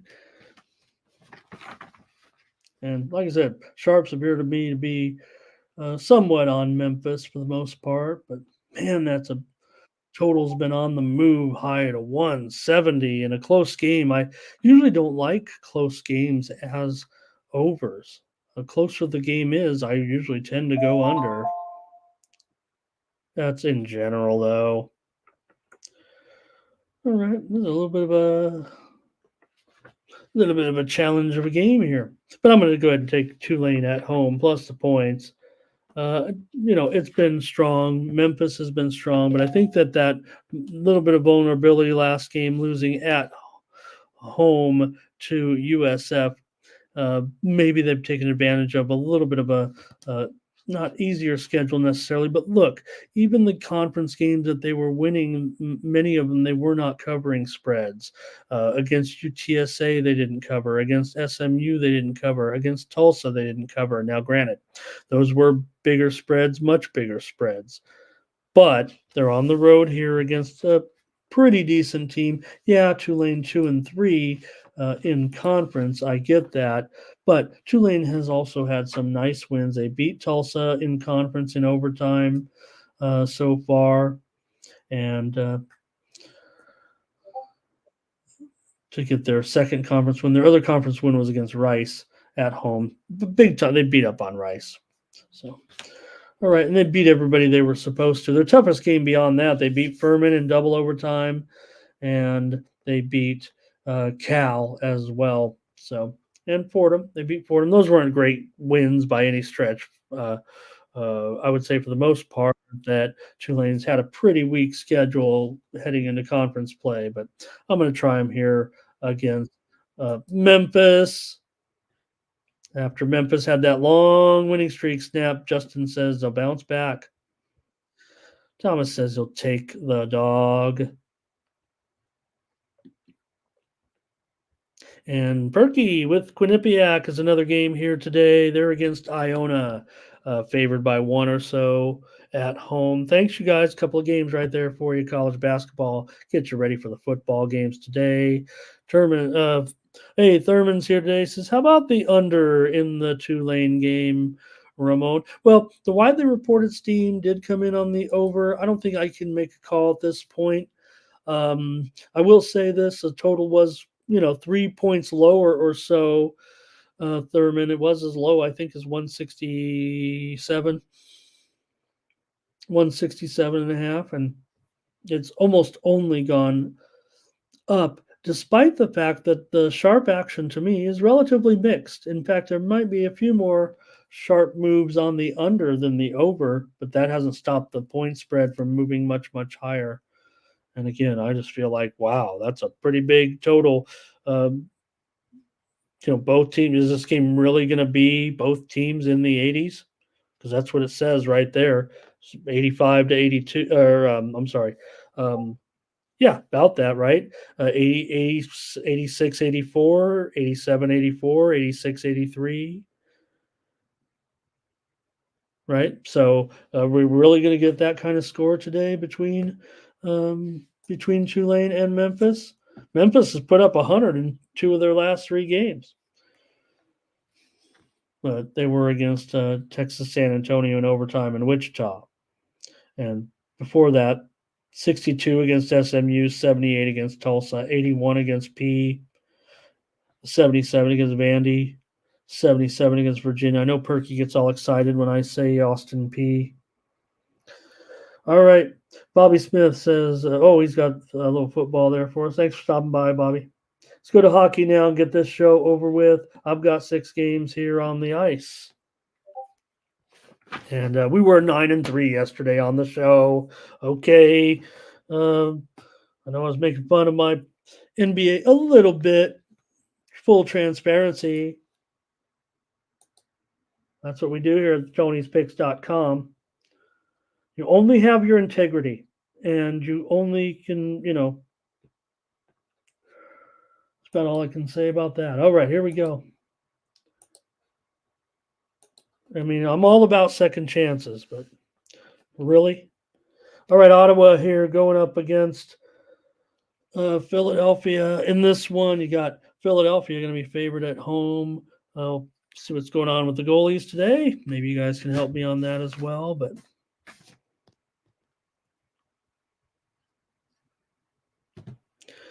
the Flyers, $1.35 or so, and the total here at 6.5 over 15. This number's gone a little bit higher, I'd say. In fact, I'm showing some as high as $1.42, $1.45 even right now. This one continues to move higher, $1.47 here at Bovada. The Flyers, 25, 15, and 4. They've been strong. They've been good.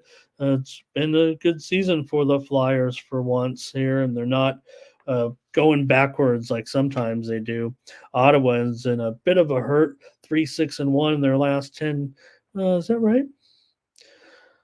Now let's just go with 4-13 for the for the Senators on the road right now, and going up against a Flyers team that 11-9 at home. Maybe they've done their best work actually on the road, but I don't think I'm probably going to go against Philadelphia here necessarily. This one does feel a little bit tough to a certain extent. Last 2 they've met once so far this season. It was a 5-2 win for Ottawa at home against Philly. Ottawa's won 3 straight meetings between these 2 teams right now. So I'm going to go over. I'm going to go under. Under in this one is my call today between Ottawa and Florida. Let's go under 6.5 and even money in this one. Philly's certainly had some unders here of late. Last 2 have gone over. Definitely make no mistake, but Philly is 19-27 to the under this season. And Ottawa, of late, they went under in that last game against Winnipeg at home, 2-1. They were on a series of overs before that, but I'm going to try the under here in this one. Here's Fernando's going to go Flyers puck line and over. Bobby says, give me Philadelphia -1 goal. Blake is on the Flyers money line. Salty says, you got to get up pretty early in the morning to get a bad line if you're salty. He laid it at a beautiful line of 130. Good job, Salty. Brent says he's got this one Flyers with 4 and the Senators for 2.3 on his Sims anyway. And says a little bit of a not too fond of Sogard and Urson in here. And I don't think we've seen any confirmation of goalies in this game necessarily. So give me the under here. We've seen any confirmation of goalies yet. Alex Lyon, we'll get to that. We'll get one here. Okay, next up. Whoops. All right, here's the Wild and the Hurricanes. Well, a little bit of news here. I don't know what's going to happen necessarily, but I do know what's going to happen. I mean, it's going to have to probably be Gustafson in there for sure today after we saw Fleury leave the game last time. I don't think I've had enough time to check on his updated status, even though that was 2 nights ago. I apologize for that. Let me see if I have that. If they determine it to be an injury, even worth listing on the injured list. Yeah, he's questionable. Certainly, I wouldn't expect him to play here today. I'd imagine that it's going to have to be Philip Gustafson here. And for the Hurricanes, certainly Antti-Ranta right now. Chekhov is out with a concussion. So we know the Wild, they kind of got healthy a little bit, but now you have Foligno questionable, Gaudreau questionable, Spurgeon questionable, DeWar is out as well. Thierry's been out all month. So that's kind of been a little bit of the situation with Minnesota. They started to get a few guys back, but then they've had more injuries again. So it's been kind of awkward. Now, they did win their last game against Florida, 6-4. We had them.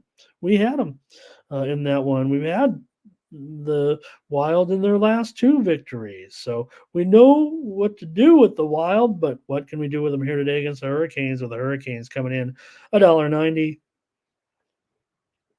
favorite or so, and the total 6.5 over 20. Carolina 13-4 at home this season. These 2 teams met, as I said, just a couple of nights ago. That one was 5-2 was the score in that one. That was the game that the goalies, I think, left right. Wasn't it? The goalies left right away. Both goalies at the same time or something like that, wasn't it? It wasn't 5-2. What was it? It was 2-1, I thought. Let me take a look here. I might be quoting the wrong game, and I don't want to be a little bit wrong if I can catch it. If I'm wrong, just tell me. I know you guys will. Here we go. Yeah, it was.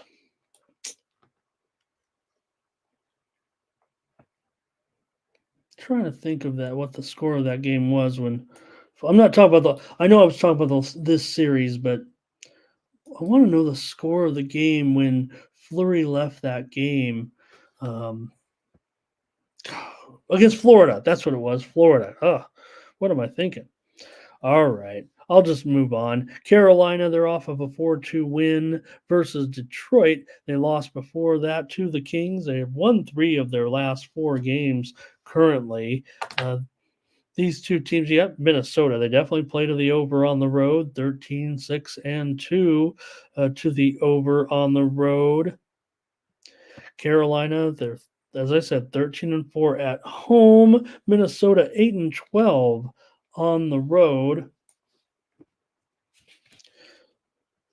Minnesota's -5 units on the road this season.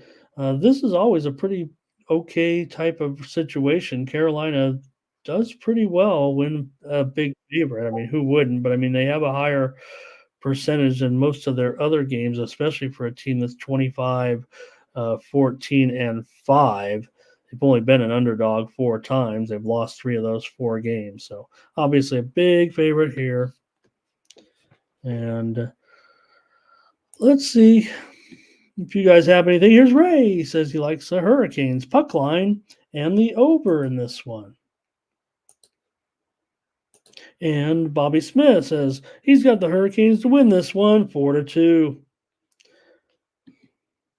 Well, that wouldn't be very good for me because I kind of want to go on. I want to take the over here. Salty says the public's on the over, but the line's moving under. Maybe I'll just be square. I think I'm going over, Salty. Blake, Hurricanes in regulation. Fernando, Hurricanes puck line. You guys really like the Hurricanes here in this one. Yeah, I know Minnesota's been bad. I will take the over. Minnesota and Carolina tonight. Lightning on the road against Detroit. Alex Lyon is likely to be in goal here. He's one of the few goalies. We do have some confirmation. He's already reported to the starters crease today, according to the beat writer. He allowed 3 goals on 29 shots to Carolina on Friday. That was the game I think I was thinking about with the Hurricanes, but Carolina got the win in that one. Lyon, good numbers, actually. He's 10, 5, and 1. A 5-1-1 since the first of the year. 923 save percentage since the change of the calendar. And Tampa Bay here on a winning streak, obviously, have won 5 straight right now. On a roll here at this point, they're covering their puck lines as well. They've been averaging 4 goals a game over the last few games for the Lightning. Detroit 11-7 at home this season. They're also, but just 14-15 as an underdog. Tampa Bay 15-9 as a favorite. Lions been really, really sharp. Blake's on the Lightning here. All right. Tampa Bay 10-13 to the under on the road. Detroit's had some unders here of late. They've found unders in 3 straight games. The loss to Carolina, the win against Florida, and the win over Toronto. Tampa Bay off of a 3-1 win against Buffalo as part of that winning streak right now. Here's Salty, Tampa Bay money line and puck line. I'm on the under here in this one. Give me the under. These teams have already met once this season. It was 6-4. Detroit was able to get that win at home, and they're hosting them here again tonight. I'll take under, though, as my play. Here's the Dallas Stars taking on the Patrick Waugh-led New York Islanders. And, hey, tell Nicholas Earl, my good buddy, my video buddy, great call. He said the Islanders would lose last game and they would fire the coach. And that seemed like a pretty heady prediction. The Islanders aren't terrible. Yeah, they're terrible right now. They're in a big-time funk on a 4-game losing streak. And, he's an Islanders expert. He's a great handicapper and a big fan. And, well, what happened? They lost another game. They fired the coach. Great job, Nick. If you're out there, shout out, buddy. He said it. Now, there had already been some rumblings. When he said that, I went and read about it, and I said, well, you know what? He's probably right. And for them to go ahead and lose that game at Chicago, that was the last straw. So the Islanders have Patrick Waugh, the former Avalanche goaltending legend, Hall of Famer, whatever you want to call him. He's also been a coach in the NHL with Colorado. Remember, he had 2 losing seasons. That cost him his job. Don't want to lose in Colorado. He had good seasons, but feels like a reach to a certain extent. I don't think that Waugh is a proven commodity. Does he have plenty of experience? Yes, plenty of experience. Does he have experience as a player? You better believe it. Is he the type of guy you might want leading your team? Yeah, no doubt about it. But I still would say that Waugh is an unproven coach as far as success is concerned. Took over a good Avalanche team, had 2 decent seasons, but the team kind of went down under his watch, and now are back a little bit. It's been a few years since Waugh was behind the bench. I was surprised the first time he went into coaching. I mean, I didn't think that was going to be necessarily for him, but now a different challenge here with the Islanders and this losing streak. They've looked terrible in that one. Blake says, take the Islanders here. And maybe, maybe they can get off to a good look. The Stars are pretty hot, obviously, at this point. They just beat New Jersey last night, 4-3. So we got them on a back-to-back here. They've won 3 of 4 games. This is the third game of the road trip so far. These two teams have not met yet so far this season. Dallas has won the last 3 meetings between these two teams. And Fernando, it's true. I wouldn't come up here and make stuff up. Patrick Waugh is indeed the head coach of the Islanders.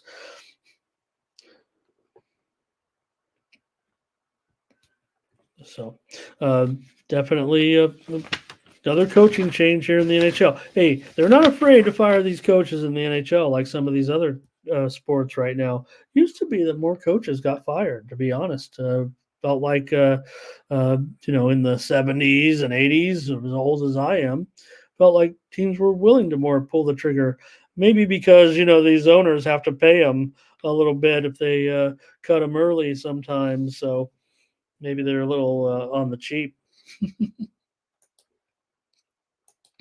All right. Ottinger and Sorokin in goal. Sorokin is confirmed, actually, in goal tonight. Maybe one of the first things. Hey, if you're Patrick Waugh, this one was just confirmed as of, about a half an hour ago, 35 minutes ago by the beat writer. That Sorokin is in the starter's crease at the skate, and he allowed 4 goals on 24 shots in that overtime loss here to the Blackhawks. Sorokin's allowed 3 or more goals in 6 of his last 7 starts. Going 1-5-1 with an 89% save percentage. Stars have won 5 of their last 7. Averaging about 4 goals a game, maybe 4.1 goals per game there, it looks like. So, look, Sorokin's in there. Patrick Waugh is your coach. Patrick Waugh is one of the greatest goaltenders of all time. I think we can safely say that. So he'll roll with Sorokin as his man here today in this one. And kind of want to give Waugh a chance here, but Dallas has been playing pretty bad, no doubt. Give me the over in this one tonight with Dallas. And look, Dallas is a massive over. We know that 29-16. The Islanders are 27-16 to the over. Dallas 29-16 to the over. Dallas does play a few more unders on the road, but note the Islanders are 13-8-1 to the over. Dallas 27-15 to the over as a favorite. Sheffield United just tied the game here against West Ham in extra time here. Wow, what a stunner for Southampton here. Dallas 27-15 to the over as a favorite. Islanders 17-6 to the over as a dog. It kind of mirrors, however, their overall trends to the over, if you will. Sharps are on the over, clearly, it looks like to me. And I want to just say this right now. You talk about that Detroit move. I gave out the under in Detroit. It's moving lower right now, big time. It's a subtle move, I guess, but I will say this: that under, man, I should have went premium in that one. Actually, looking at this move here, I do like the under in that one. Okay, this one, however, I'm going to go over. I've got 4 totals here on the ice. Over in Ottawa, Stars and Islanders here. Okay. 2 more to go. Rangers taking on the Ducks. Rangers on the road at a big 230 favorite here in this one against the Ducks, as expected here today. Gerardo's cranking in the Discord if anybody wants to get some free live winners. He's hot. So head on over there. I just saw them pop up one here on my computer. In fact, let me turn that sound down. I don't know if you guys hear that, but that was Gerardo. I think giving us another winner in the chat. He said Ajax and Walwich over 4. I think I got that one right. Walwich. I always get that one hard. That one's hard. All right, here we go. Rangers on the road, 225 at the Ducks tonight. The Rangers coming in with a 2-game losing streak here on the road on this road trip at Vegas, at LA. They better get this one against the Ducks. They've already won the first meeting between these two teams at home, 5-1. Rangers got the win in that one. Ducks have lost 2 straight. They lost to Washington on the road 2-0. They lost at San Jose 5-3, and then have come back here.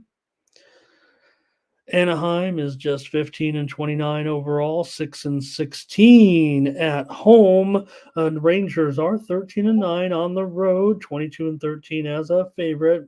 Puck line in play here, obviously, but the Rangers just 12-23 as a puck line favorite, and the Ducks 23-17 as a puck line dog. We're obviously dealing with close to a pick'em line here in this one. In fact, Anaheim minus $1.35 or so. Doesn't feel that great, does it?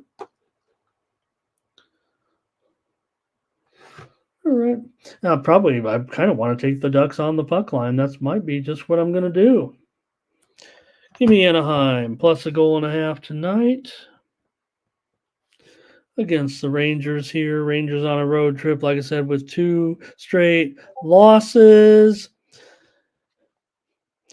Anaheim's been under here at home, 9-13-1 to the under. Both teams producing an under in their. Let's see, the Rangers went under in that 2-1 game to the Kings. The Ducks game went over against the Sharks at 5-3. All right, just going to take the Ducks here on the puck line plus $1.5. And we'll have one more. Oh, here's Rangers and over for Fernando. Bobby says Rangers win at 5-3. And Ray on the over today. Brent's got this one as a solid under here. Salty says too many chances on the power play. They're making dumb penalties, giving the other team too many power play opportunities. And that will help lead to over 6. Yeah, Ducks are just not great. They're ranked 21st on the power play, which they're ranked 14th in opportunities. Thanks, Blake. Let's do it. And Mike's on the Rangers here. All right, one more.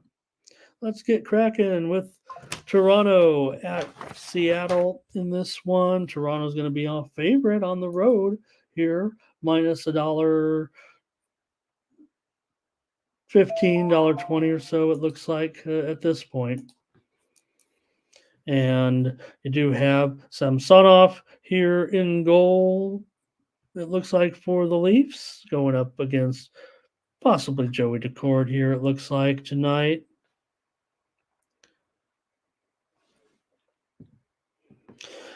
For the Maple Leafs, come in with a record of 22 wins, 14 losses, and 7 points. And Seattle 19, 17, and 5 coming into this one.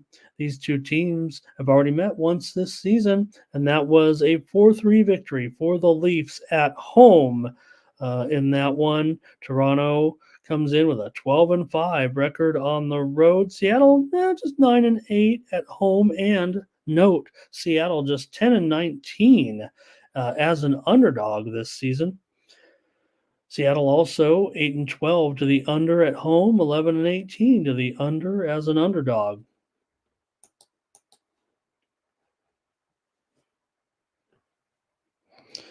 All right, see what you guys have here. If anything, I think I'm pretty solid here for me on the under, especially if it is juiced to the over at 6.5.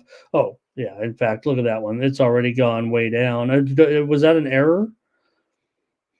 I think it was. I don't think it was ever 6.5 over 20. So let me just and I'm going to take the under. I'll just update it to 6 over. It was never 6.5 over 25 like it showed there on screen. It was 6.5 maybe under 25, maybe under 20. Now it's mostly 6 over 20 or 6 over 25, and I better just get it right. But the Leafs certainly have gone down here on the price a little bit. I kind of was leaning toward the Leafs on the road. Tavares anytime scorer here. Oh, over 6 dumb penalty. Gotcha, Salty. It might be a new stat. All right. Give me the under in this one. I'll have to go under 6. I do like it under 6, and that's what I'll take today. The Leafs and the Kraken.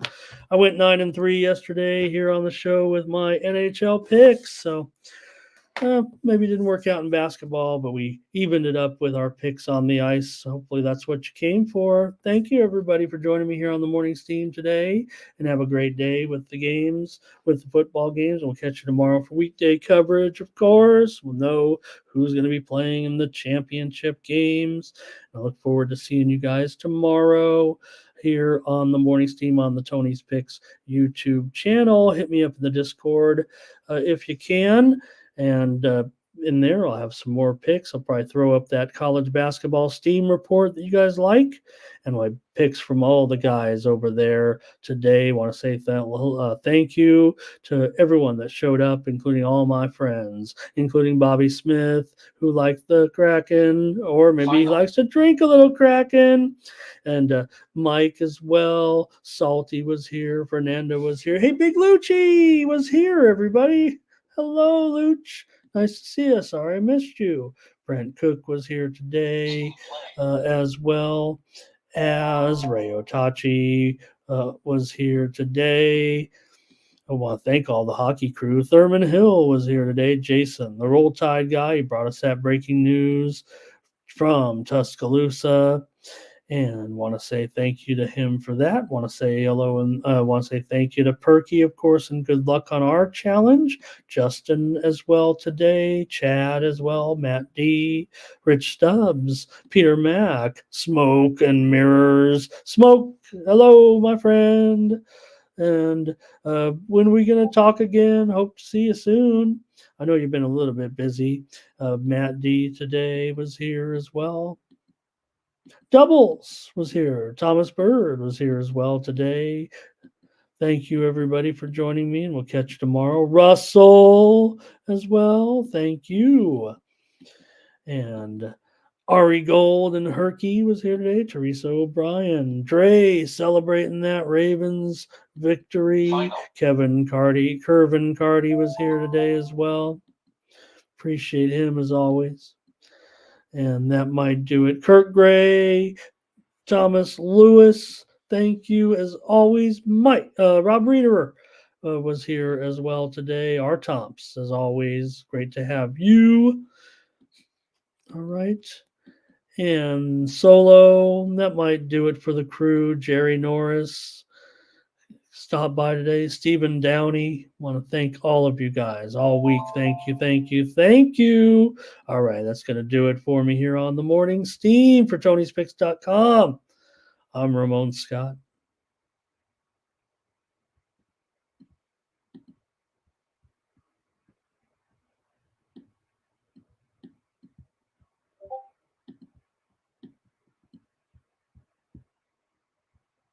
Then reported bank rolls are easy to maintain, so get situated and listen to the picks, and it goes a little something like this.